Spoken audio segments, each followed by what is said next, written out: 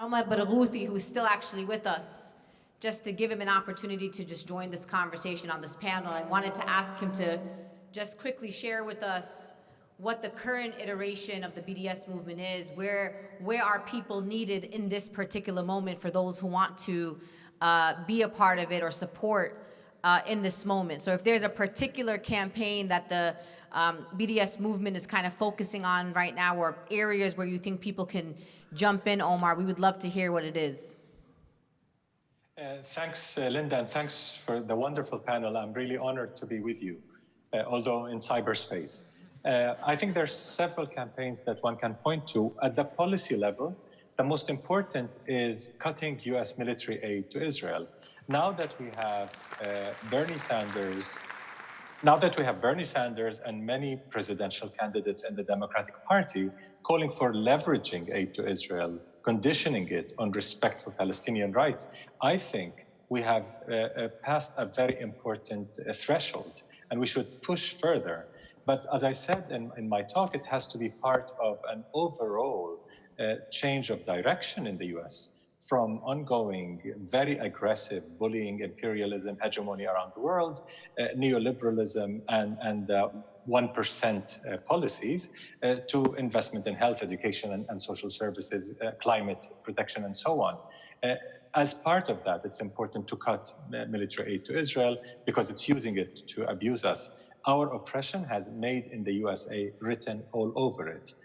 A second very important campaign at a more grassroots, municipal level, city council level, is a campaign led by Jewish Voice for Peace with Black justice movements and others called Deadly Exchange. It's ending the joint training of Israeli and US police because they're feeding each other's racism and violence and militarism. And we see the results in Baltimore and Ferguson and Gaza and everywhere else.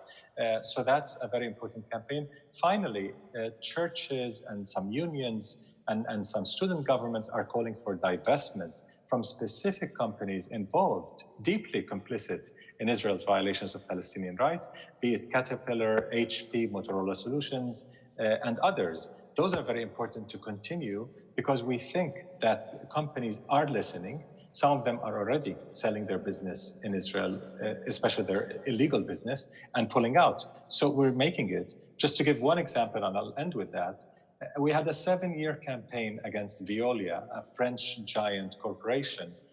Palestinians are very patient. Yes, it took 7 years. But we had many, many supporters around the world.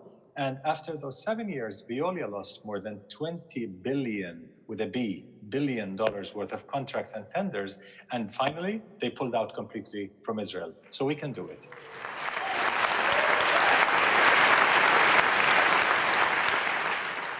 I just want to be on the record, Omar, to let you know how very proud I am to be of the same lineage as you, as a Palestinian, and for all your courage and for all the work that you have done. And I want to say again on the record that I am ashamed as an American that someone of your brilliant stature is not welcome in the United States of America. But we promise you that we will continue on this path, and there will be a day where I was talking to Shaun, we're going to organize a big rally at an airport to welcome you back here to share the brilliance that you've done. So we appreciate you very much. Thank you. Thank you. So one question that I wanted to ask everybody on the stage, and it's actually a question that a lot of people ask me, and I never really know how to answer the question.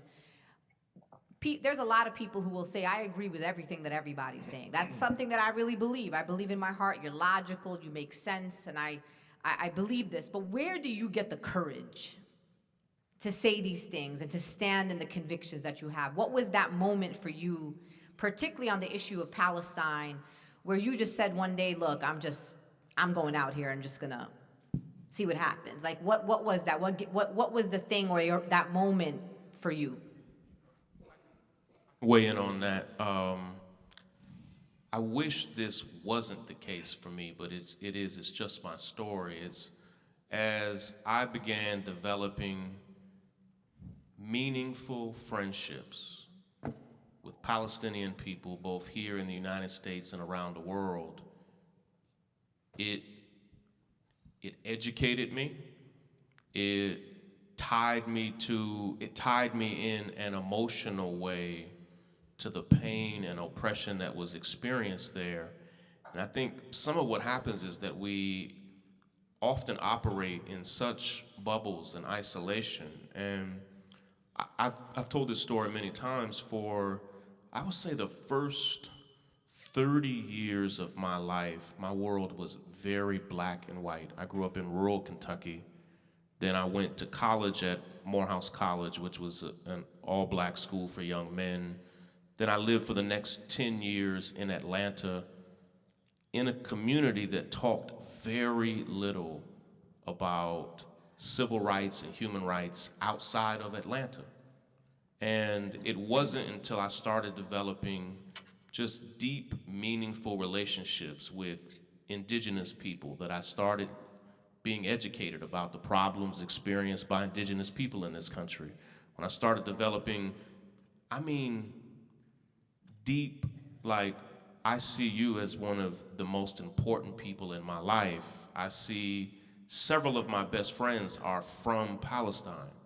And in those relationships, it just builds a natural love for people, their joy and their pain.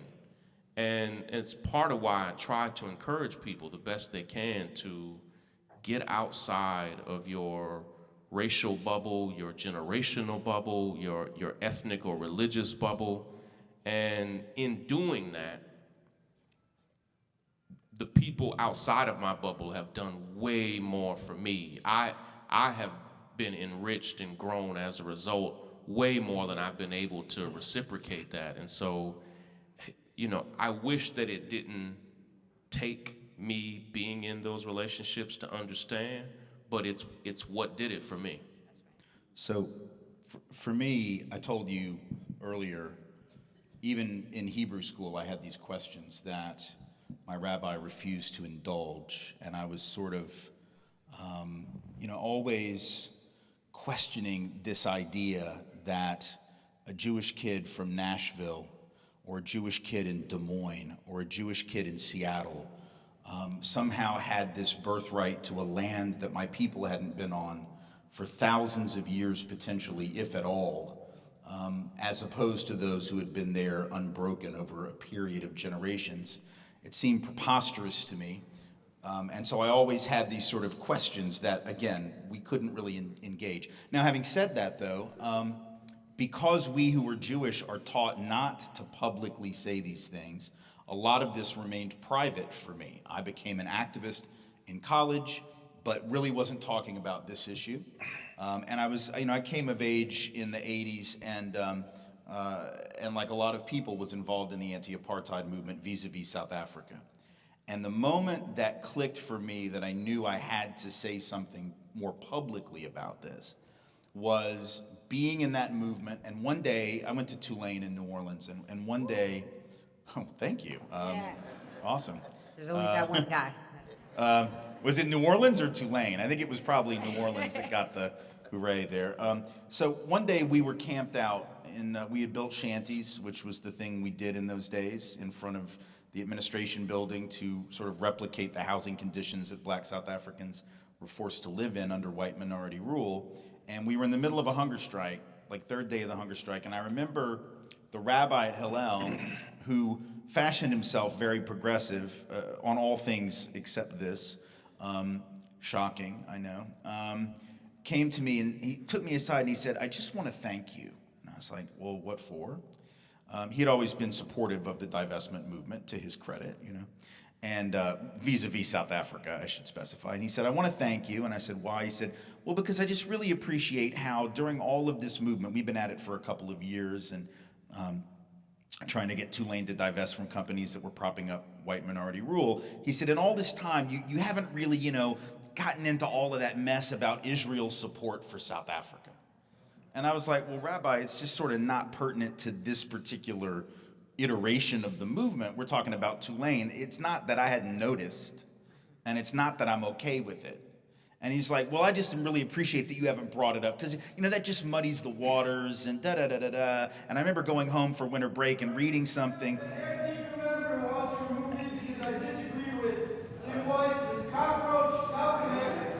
Are you on the bill tonight? Did somebody come to hear you? Did somebody come to hear you? Free, free Palestine! Free, free Palestine! Free, free Palestine! Free, free Palestine! Free, free Palestine! Free, free Palestine! Free, free Palestine! Free, free Palestine! Free, free Palestine! Free, free Palestine! Free, free Palestine! Free, free Palestine! Free, free Palestine! Black lives matter! Black lives matter! Black lives matter! Black lives matter! Black lives matter! Black lives matter! Where's Soot? I'm helping you out, folks. Where's the security? Black lives matter! Black lives matter! Black lives matter! Black lives matter! I'm a protester, so I can do this all night.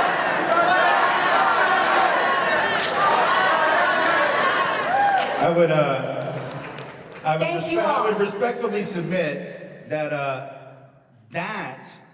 we couldn't have paid for that to prove the point that we're trying to make about the importance of real dialogue as opposed to that, which is clearly a fascist impulse, an authoritarian impulse that wants to shut down discussion and cannot engage in debate, which is ironic coming from people who usually accuse us of being the ones who want to stifle debate on campus, and then they do that.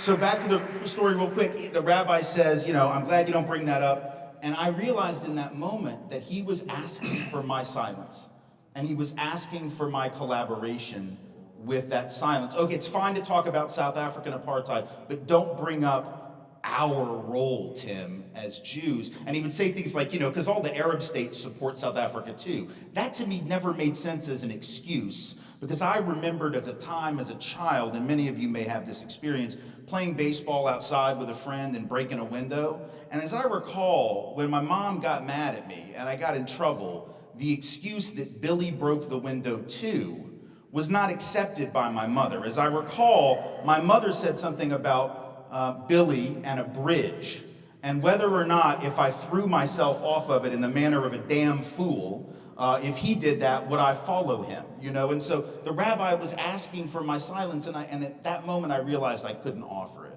And that was the first time I ever wrote anything about Israel. I wrote something because what was ironic to me about it was 4 of the first prime ministers of South Africa, the heads of state in South Africa, under apartheid rule post-1948, were imprisoned during World War II for collaborating with Nazis. So to me, it was very ironic to say we're not going to condemn Israel for supporting a government whose first leaders were Nazi collaborators. Not only is that offensive in terms of what it means for Palestine, it's offensive to me as a Jew. Wow. And I was told to speak up as a Jew against injustice, against others, and against my own, and that was what did it for me. Yeah, no, just very, very briefly. I was blessed to meet my dear brother Edward Said 42 years ago. And he is the greatest public intellectual after the birth of W.B. Du Bois. Mm-hmm. And when you read Orientalism, you read The Question of Palestine, you read Saving Islam, you read his book on the Oslo Accords, it's as if they were written last week. Mm-hmm. It's that powerful. That his work constitutes a kind of BCAD in terms of the shift in the American discourse. And he didn't do it all by himself. But I was blessed to know him up until his death. We've spent much time together. We had teach-ins at Columbia in the late 1970s and the early 80s, dealing with U.S. apartheid, Junior, which is new Jim Crow Junior, and South African apartheid, and vicious Israeli occupation, apartheid-like in a very, very ugly and vicious way. And he was already out there. And I remember the bodyguards, right in front of his office each and every day because he was under death threats. And then, of course, sooner or later, many of us joined that club. But let us never forget Edward Said. He's one of the great ones. He's one of the great ones. Rest in power. He's one of the great ones. Well, you'd think that as a Palestinian, it kind of comes natural. You kind of have to, one way or another. But I think that's actually not true at all. And you see a lot of Palestinians who have kept their mouths shut, who have changed their names, who don't identify as Palestinian, who have just gotten by, and they understood that if they speak out on this issue, it means their careers, it means a lot of things. So I think for me, it was really the family I was raised in, and being in a family of intellectuals, being in a family of people who were speaking out all the time, and were facing the death threats and had bodyguards, and it was real, and it was also always understood as a sense of responsibility, and having the privilege that I did, and being educated and being able to go to law school, those kinds of privileges are something that I never felt I could take for granted.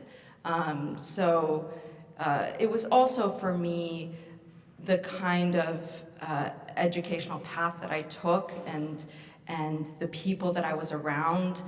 I always had a sense of this injustice being connected with all the others. And I actually learned so much studying the history of Black resistance and Indigenous resistance. And that actually gave me a lot of courage as well, kind of seeing that it's not just us that has to resist. We all have to resist all of this injustice that we're facing. Beautiful. Omar, where do you get your courage from? Well, if I did not have the courage, I couldn't exist, because I would have to live as a slave. And that's something I cannot tolerate. So to me, freedom means everything. And I couldn't imagine myself except as resisting in whatever means I can. But I certainly got a lot from my father, who was one of the founders of the PLO in 1964, and my mother and my grandmother. There were quite a few very strong women in my life, my mother, my grandmother, my aunts, who taught me a lot about resistance, about resilience, about refusing to bow to the occupation, to apartheid. And I think all of those factors have helped a lot. The second most important part that shaped my understanding of the world, actually, was the very modest role I played in the South African anti-apartheid movement when I went to school at Columbia. I learned quite a lot from the Black leaders of that movement at Columbia. And it was like pulling nails at the time. It was not easy as people imagine it in a very romantic way. It took many, many years. And they led that struggle in a very white-dominated environment, a very elitist environment, but they pulled it through, and we did get Columbia to divest ultimately. So that taught me a lot. Wow. I mean, I will just share this, and it's something that I've learned from many leaders, but in particular from Dr. Cornel West, this idea of love. And he talks about love, love, love, everything, love, love, love. And one time somebody asked me this question, why do you do the work that you do? A lot of people say because of hope, you hope, and that you can see a vision. I don't always know if I see, and I realized it wasn't hope. And I think for me, my personal courage comes from deep love. Like, I love my Palestinian children. I love my Palestinian mother and my Palestinian grandmothers and my Palestinian great-grandmothers. And I think my courage comes from this love. And if one day I don't love those people anymore, which is never gonna happen, and that's when I will lose my courage. And so I want you to know, Dr. Cornel West, your particular inspiration of making us understand that we do this work from a place of love. And while everyone else is trying to label our work as divisive and comes from a place of hatred, it really does come from a place of love, in where we want everybody. I don't want something for me that I don't want somebody else to have. I don't want to take away from Jews just so the Palestinians can have. I want everybody to have liberty and freedom and justice, and not only be able to survive, but to thrive. So I appreciate you. I appreciate you very much. And I wanted to actually say something really positive about the young man, Tim, that left here, unfortunately. He's actually stayed pretty quiet throughout everyone's speeches. He allowed you all to speak, and then he decided to interrupt. So I will call him a quite respectful heckler. Thank you. We have to sometimes acknowledge the good, Tim. He has high frustration tolerance, but Sorry. still nobody came to hear him though. Oh, no. Which is how I learned that whole chanting thing. So if you ever have organizing events and things like that happen, and not only about Palestine, but about anything around anti-immigrant, anti-LGBTQ, find a chant that you all love and agree with and everybody wants to say, and say it together and drown out hate. Because one thing that Dima did say tonight that I kind of a little bit disagree with is, I do believe that we are sometimes out-organized and sometimes out-resourced, but I do not believe that we are ever outnumbered. We are not outnumbered, and we are more than them, and I believe that. So I want to give everybody one round to really answer this last question. We're going to bring up some fabulous people up here to help us close out the evening tonight. But I wanted to say, I mean, a lot of people here want to leave with something. Like, what do people leave here to do? What kind of advice do you give people in this very interesting political moment that we're in right now? And when people are telling you, be quiet, be silent, don't get involved in this issue, don't do this, don't do that, don't upset the status quo, what kind of advice do you give people when they leave here today? So I'm just going to give the advice. Well, it's something that, again, goes back to the anti-apartheid movement that I learned that has been sustaining for me for 30 plus years since then. And it's helpful because if you're an activist on this or any issue, you face these moments of frustration and hopelessness and burnout and all of this, and you're constantly looking for that thing that gets you up the next day to fight the fight. And you know, justice and the cause isn't always enough to do that on every day, because sometimes we're weary, you know? And so when we were doing the anti-apartheid movement, like a lot of places, we didn't succeed in getting divestment. We thought we were on the brink. Archbishop Tutu was offered an honorary degree. We got him to turn it down because we got him all the information about our investments. He said, oh my God, I had no idea. So it's this huge, PR coup. We thought we were on our way to this big victory, and it didn't happen. And so we were all very frustrated, as we will all be if you fight for justice. And when we were at our most dejected, I was about to leave. This is sophomore year of college, about to leave to go home. I go to check my mailbox one last time, and there's a letter from Archbishop Tutu, who had written to me as one of the leaders of that movement, one of the founders of that organization. And it was this amazing letter. I had not had a chance to speak to the Archbishop, but it was as if he read my mind and our mind about sort of where we were with the frustration and the burnout. And I, of course, like an idiot, I wasn't a hoarder like I should have been, and so I threw the letter away. But I memorized it, and I remember what the Archbishop told me. I will never forget it. He said, you don't do the things you are doing because others will join you in the doing of them, or because they will necessarily prove successful. You do the things you do because the things you're doing are right. And hearing that at the age of 19 or 20, whatever it was that I was, right, was the kind of thing that made me remember that justice may or may not come in our lifetimes with this or any other issue. We have a very short time on this planet, and what he was saying was sort of what Dr. West was saying. You have to make a decision what kind of human being you're going to be, and you have to make a decision to do, as James Baldwin said, earn your death. And that sounds like a very macabre sort of concept, earning your death. But what he was saying was you have to earn your death by confronting with vigor the conundrum of life, which is we are hurtling toward the grave from the minute that we are born, and we have a very limited time to justify the oxygen that we stole from others. And so in your time, figure out how you're going to do that. That's great. I would say, care about something so much that all of the people in your circle, in your ecosystem, that if I ask them, what is it that you care about, they know. If the people around you have to guess and wonder what it is that you care about, I call BS on you caring about it. Like, you couldn't know me in any way and guess what I care about, because you see me fight against police brutality and mass incarceration. I know what every person on this stage cares about, not because they told me, but because I see them. And my wish, my hope for each of you is not that you pick my cause, that you pick police brutality or mass incarceration. If you do, great. My hope is that you pick something and believe in it so deeply, be it the climate crisis, be it human rights somewhere in the world, whatever the issue is that you choose, that everybody around you knows that that's your issue, because you're living a life that's so intentional, so on purpose, that it's just clear. And I say that as someone who took nearly 35 years to get to that point. It's a journey, and you can change your mind. You can pivot to new issues. And then lastly, I'll say that if you're struggling to pick just one issue, of course you are, because there's so much evil and so much despair around the world.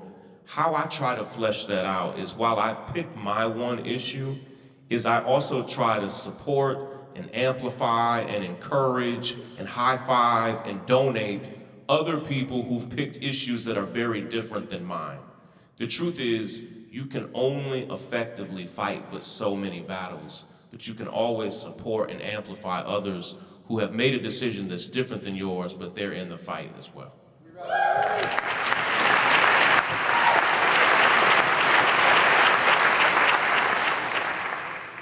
I think I kind of said my advice already, which is to defend people, to speak out for people who are under attack. I mean, I was telling Linda, you know, we're actually often therapists. You know, we're lawyers and people are calling us for legal help, but our number one job is to be therapists, because it's traumatizing to be attacked personally in these ways. And we have so many people coming to us in crisis. And when they know we have their back, it makes a huge difference. But when they see other people calling them and checking on them and standing up for them and writing about it, and that's what keeps people going. That's what lets people know that they can continue to do this work and not be destroyed. That's right. So it's so important when you see these things happening to speak out and reach out and speak out again, so that it will also come back to you. I mean, if you hear Mark Lamont Hill talk about, you know, who called him when he was under fire, that's what people remember, and that's what that's the kind of solidarity and the kind of support that we all need to keep doing this work.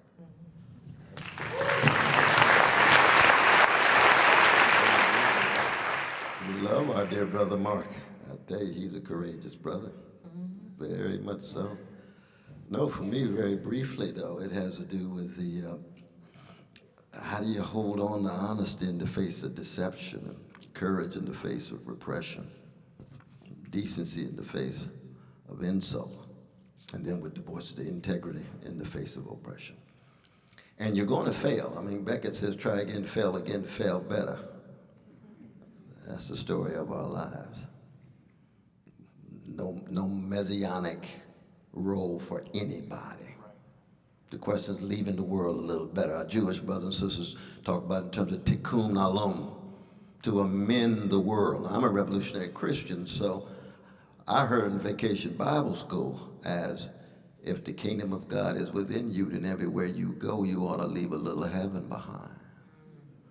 And that heaven has to do with the struggle for justice and finding joy in that struggle. So you're a blues person.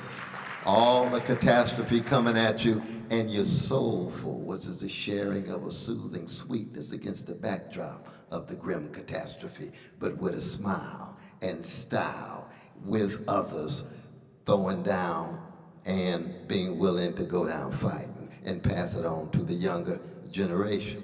And I'm the oldest brother here, more gray, less wise, still swinging, could be deceiving, but joyful Dr. to see all these young folk throwing down, I'm telling you.